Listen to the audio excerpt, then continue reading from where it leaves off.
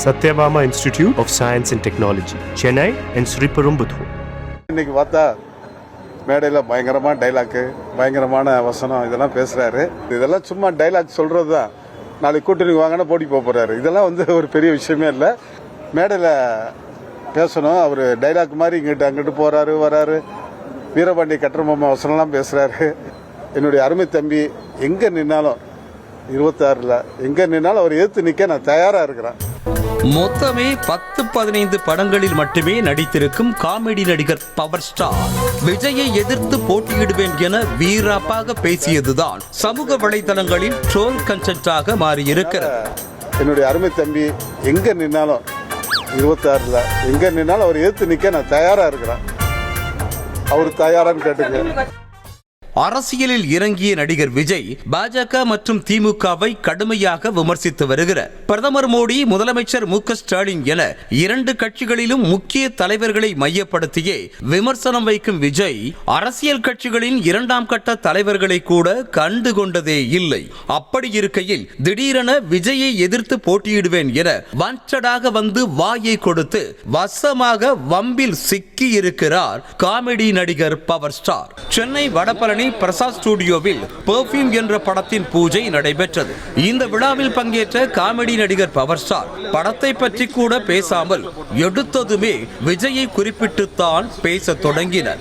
மேடையில் நின்று டயலாக் பேசிக் கொண்டிருப்பதாக விஜயை கிண்டலடித்த நடிகர் பவர் ஸ்டார், கூட்டம் கூடுவதெல்லாம் ஒரு விஷயமா, எனக்கு கூடத்தான் கூட்டம் கூடும் என குரலை உயர்த்தி பேசியது பவர் ஸ்டாரின் நம்பிக்கையை பாராட்டியே ஆக வேண்டும் என்பதை போலத்தான் இருந்தது. வாக்காளர் வேறு, அதனால கூட்டம் இருக்கு. எனக்கு கூட்டம் அவ்வளவு கூட்டம், இவருக்கு மேல கூட்டம் இருந்தது. நானும் கட்சி ஆரம்பிச்சேன், நானும் எம்பியா நின்னேன். அதே போல அவருடைய தந்தை எஸ்.ஏ. சந்திரசேகர் ப்ரொடியூசர் கவுன்சில் தலைவராக இருந்தாரு, நான் எதிர்த்து நின்னேன்.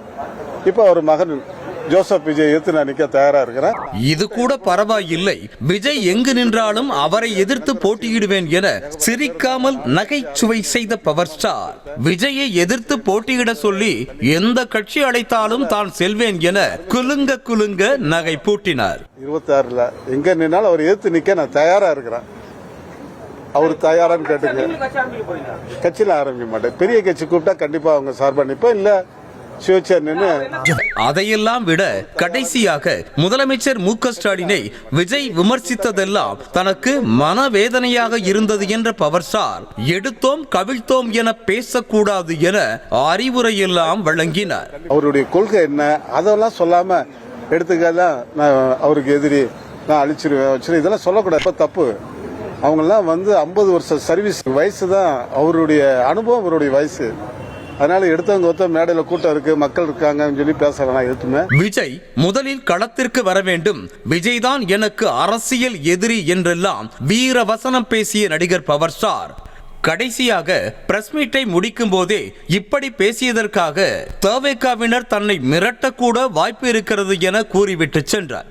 பவர் ஸ்டார் கூறியதைப் போலவே மதுரை தமிழக வெற்றி கழகத்தில் இருந்து பவர் ஸ்டாருக்கு அழைப்பும் வந்தது. விஜயை எதிர்த்து போட்டியிடுவதாக சொல்கிறீர்களே என அந்த தவேக நிர்வாகி பேச்சை தொடங்கிய போதே தம்பி தம்பி என பம்மிய பவர் ஸ்டார் நான் போய் அப்படியெல்லாம் பேசுவனா என குழாவி சமாதானம் பேசினர்.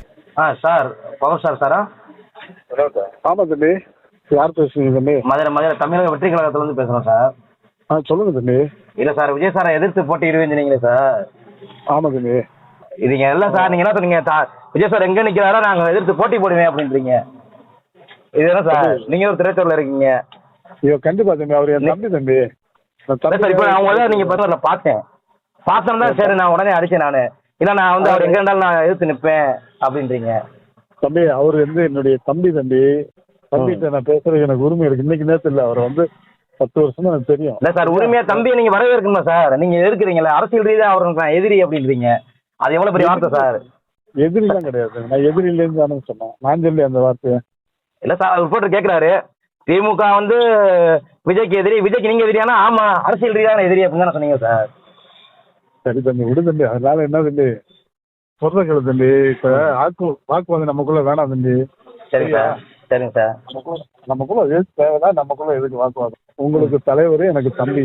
சரியா சார்? சந்தோஷம் சார். நன்றி சார். நன்றி சார். போட்டி இருந்தால்தான் ஜெயிக்க முடியும், விஜய் என் தம்பி என்பதால் தான் பேசினேன் என சென்டிமெண்டாக பேசிய பவர் ஸ்டார் வாக்குவாதம் வேண்டாம் தம்பி என நைஸாக சமாதானம் பேசினர். Satyabama Institute of Science and Technology, Chennai and Sriperumbudur.